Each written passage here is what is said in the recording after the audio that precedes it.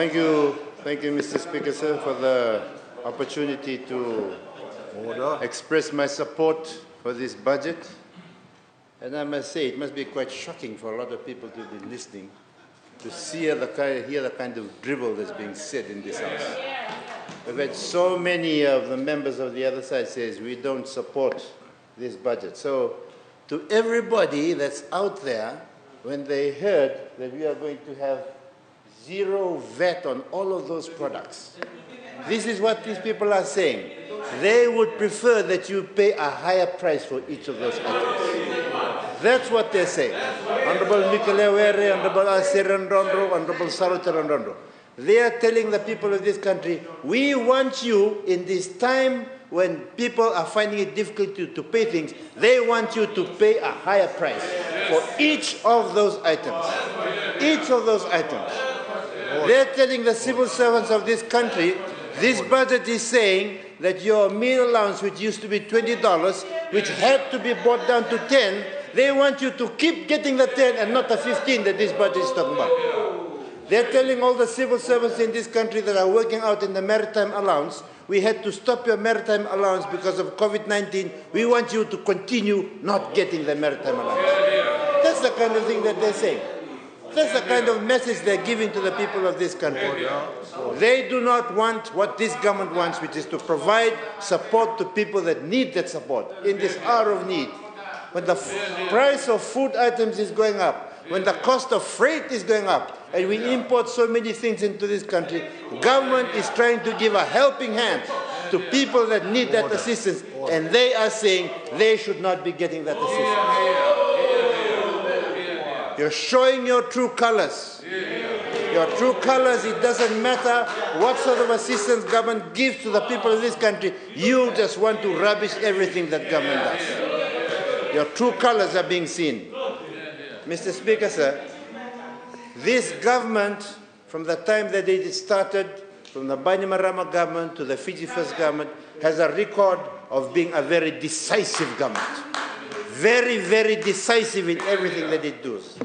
It has shown over the years that it looks at the context that we face in a particular situation, it assesses that situation, it makes the necessary amendments, then it's very decisive about what it does. It does not dilly, it does not dally. It does not dilly, it does not dally. It makes a decision and implements it because it sees that that's what needs to be done for the benefit of the people of this country. As a result of that decisiveness, we had for the first time ever 9 years of consecutive growth. 9 years of consecutive growth. Historic. People have said, oh, the growth was too low. You will have a lower growth if your base is very low, then it's very easy for you to have high economic growth rates. When you become a middle income developing country, then the growth rates that you have are going to be lower. That's normal in the progression of a country. We've had 9 years. During the height of COVID-19, we looked after our people. We made sure that the people that needed social welfare still got that social welfare. There were people on that other side that were making fun of these COVID jabs. They talked about 666 and whatnot. They sent false messages to the people of this country not to get the COVID jab. Imagine if we had listened to that kind of dribble. Imagine if we had listened to that kind of rubbish and hogwash that is being spread. We never did that. We never devalued our country. We never devalued our currency, sorry. We never even thought about printing our money. Imagine if we had devalued our currency. In this time of inflation, our money would be almost virtually worthless. Because we knew what we had to do, we were decisive, and we made sure we carried out what we need to do. We decided that we need to manage COVID-19 and at the same time get ready to get our economy running again. And we managed to do those two things. We managed to raise the vaccination rates of the people in this country. That's why today all of us are not wearing masks. Because we did it. We did what needed to be done. We told the workers, no job, no jab, no job. We forced that issue through. Other countries followed suit because we did it. That's what I'm telling you. This is a government that is proven that it is a decisive government. It's decisive. When something needs to be done, we do it. And we do it to the very best of our ability. That's the kind of thing that we need in our country. Now, in the situation that we have now in Fiji, today, as I was just thinking about this today, as I was reading about the COVID situation, there are so many other Pacific countries that are now gripped by COVID-19. Samoa, Tonga, all of these other countries. We have managed to go through that. And I think, the only reason that we've been able to do that because we've listened to people, we've listened to the experts, and we have strong, decisive leadership.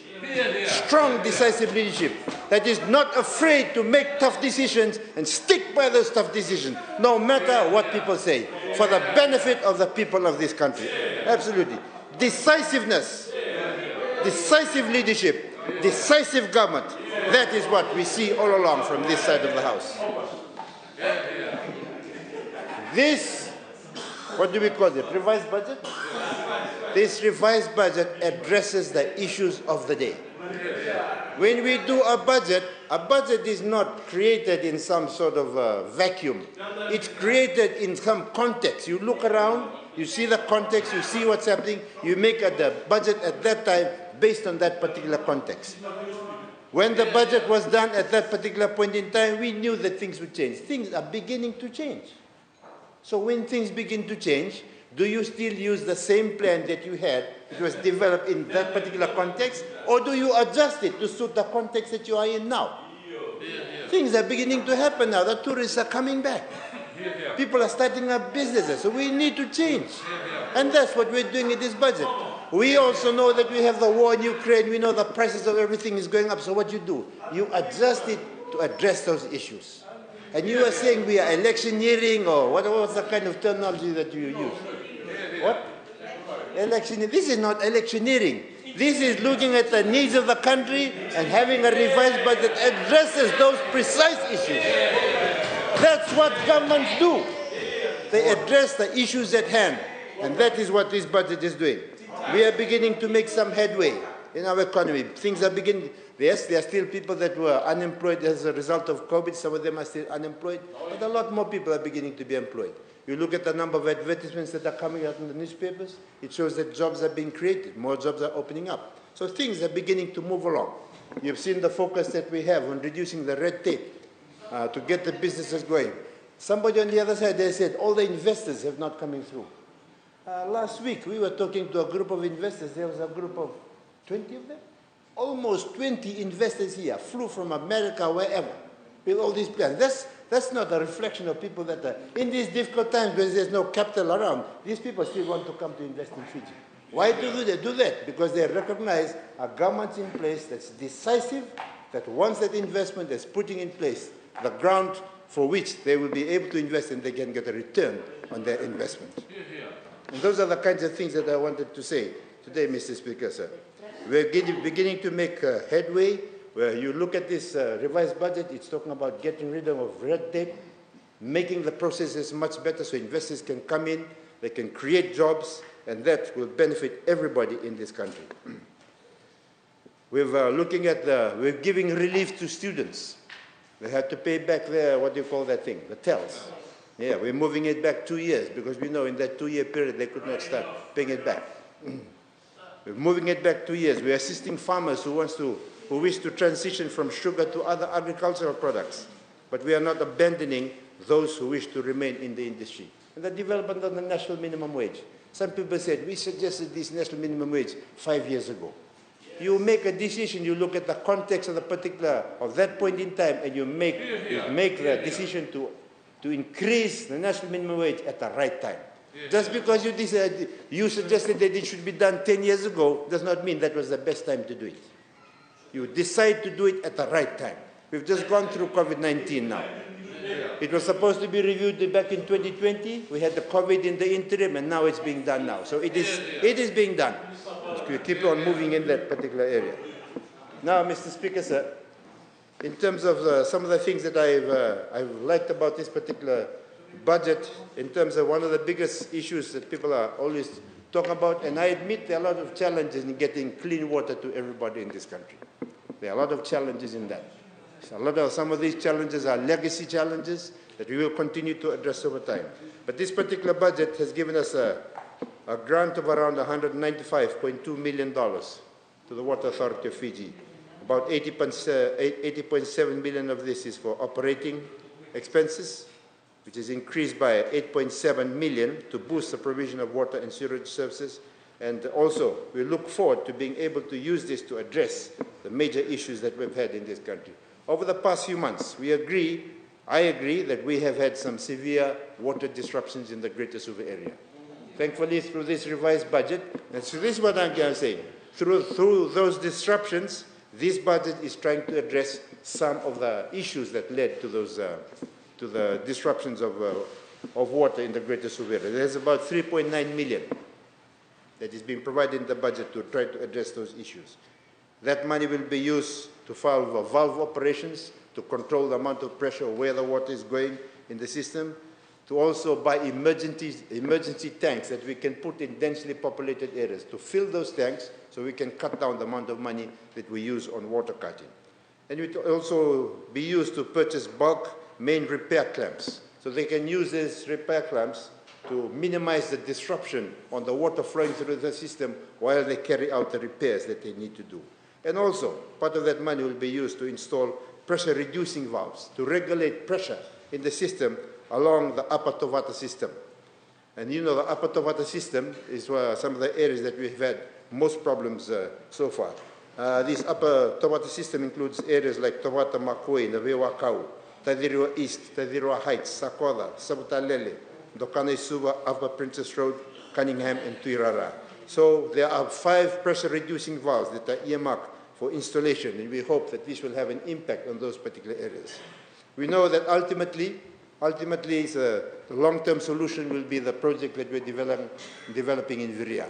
More water coming into the system should be able to help us address some of the major issues that we have there. We have also had issues of water in the Rio Delta area. In the Rio Delta, in the whole of the Tambara, the greater Tambara area. In this budget, we have in the Nataki Vinga outlet mains. This is the outlet mains in the Kamba Peninsula. There's going to be 1.1 million to extend that outlet mains to benefit around 1,250 people along the Nakelo to Kamba Peninsula and to improve water supply and water pressure. There will be 4.5 million to upgrade and replace the existing 200 millimeter PVC water mains along Tangitangi for 6.3 kilometers to address intermittent water supplies in Tangitangi, Galela, Nasivi, Matadawa, Hani Road, and Lumbulumbu areas benefiting 4,000 people. There's 3.38 million assigned to complete water supply projects in the western and northern regions, Malake Island, Kalsa Top, Watavaka No. 1 Road, Olasara Sewerage Road, Malo Village, Nalangi Primary School, Yalava, Samu Samu Settlement, Vanua Kula, Tundrasa Tropic Wood, Koroi Volu, Matalevu Navundi, Tunavai, Nasarava, and Winikawakawa. Also, as part of this, you will see in this revised budget, we're bringing back rainwater harvesting. A lot of rainwater harvesting projects have been stopped from 2019 because of various reasons, but now we have $1 million provided for the pending application from 2019, and some of those were also put on hold by COVID-19 that has impacted us over the past 2 years. The Viria project, which is, as the Honorable AG said, is the greatest investment that we've had in the water system in this country over time. This first phase is going to cost us $270 million. There has been a lot of issues that have addressed the speed at which it could develop, but we are looking forward to be able to commission this in the year 2023. And it will provide an additional 40 megaliters or 40 million liters into the system. Some of that water will feed into Suva, other waters will go into Tailevu and into Rewa areas. For electricity and power, Mr. Speaker, sir, 187 million has been used by government to bring electricity to rural and peri-urban areas. There's been a total investment of $187 million to provide this electricity. Grid extension and house wiring, there's 1.6 million in Head 50 for this, with 48 schemes. Central Division will have 13 schemes, Western Division 29, and the Northern 6 schemes to benefit 5,000 Fijians. The EFL subsidy for residential customers of income of less than 30,000 for the first 100 kilowatt hours. More than 50,000 benefit on this on a monthly basis. And this is not the selected few. This is the people who need the assistance are being provided that assistance. The EFL subsidy for micro, small and medium enterprises for those with a turnover of 1.25 million has been extended for an additional 6 months until the 31st of July 2022. In the energy sector, Mr. Speaker, sir, we have a number of major targets. One is 100% access to electricity for all households in Fiji. Secondly, to move entirely from fossil fuel-based energy to renewable energy in order to reduce greenhouse gas emission. And the third is to enhance energy efficiency. One of the biggest challenges that we have in reducing greenhouse gas emissions in energy is in the transport sector. As you know, the transport, most of it runs on fossil fuel. So the proposed electric shuttle bus project is therefore a very welcome development. We look forward to the trialing of the system in the commercial centers with a system centered around Valelevo. And I think that is going to be something that we look forward to into the future. For the roads, have continuously been a challenge. I've expressed these sentiments this year in a number of places that I speak to about the cost of floods that we have on the roading infrastructure that we have in Fiji. In just these two incidents that we've had so far this year, FRA has estimated damage will cost around $100 million to completely rehabilitate. So that's a lot of money. So in this budget, we have now a $338.2 million budget, increase of about $65 million. $72.9 million of this will be used for essential road maintenance. $60 million will be used to expand FRA road renewal and rehabilitation program, in particular the RIP and remake. And if you go around Suva now, if you go along from the Western Division, you'll see the road being ripped up and remade. And a lot more of our seal roads have been ripped and rehabilitated, and that is a program that we will continue to do. There is $34 million for upgrade and replacement of bridges, and $14.5 million for rural road programs. There's also, as announced by the Minister for Economy, there's also $5 million that has been provided for non-FRA roads. As he has pointed out, there will be a very strict criteria applied to selecting which particular roads will be used for which this money will be spent, for that $5 million. In particular, there will be a focus on roads that provide access to schools, to health centers, to settlements, communities, villages, and markets. And this is a one-off funding because normally FRA budget is meant for the FRA roads. In Fiji, we have around 11,000 kilometers of road, and FRA roads comprises about slightly over 6,000 kilometers of that 11,000 kilometer of road in total. The $102 million for the Transport Infrastructure Investment Sector Program, or the TIISP, to rehabilitate major roads along Kings and Queens Road, complete designs for 40 major bridges and the crucial jetties that we have in Natovi, Nambawalu, and South South. Since 2015, Mr. Speaker, sir, FRA has built 65 bridges and crossings. 65 bridges and crossings. Currently, we are building 11 bridges with another 40 bridges and 3 jetties in design phase. So there's a continuous focus. We have around 100 critical bridges in Fiji that we will have to, that we are planning over time to be able to rehabilitate. For lands-related issues, Mr. Speaker, sir, in this budget, there's an increase in budget of slightly over $2 million that will assist the Ministry of Lands, address the renewal of leases of Itoke land that are used by the state in areas like Nosuri.